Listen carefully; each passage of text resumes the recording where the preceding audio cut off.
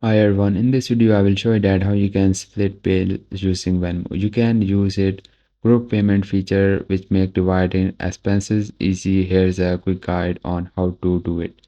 First, create a group. Open the Venmo app and tap the menu icon in the left top corner.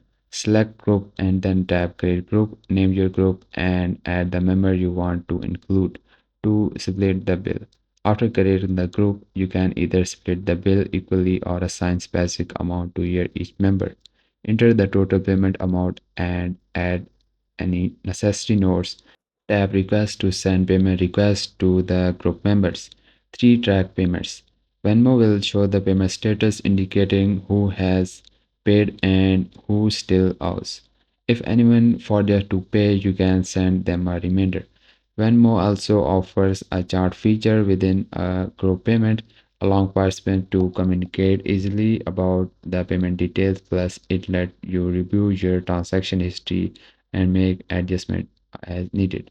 Guys, if this video is helpful for you, so please consider liking and bye bye and take care.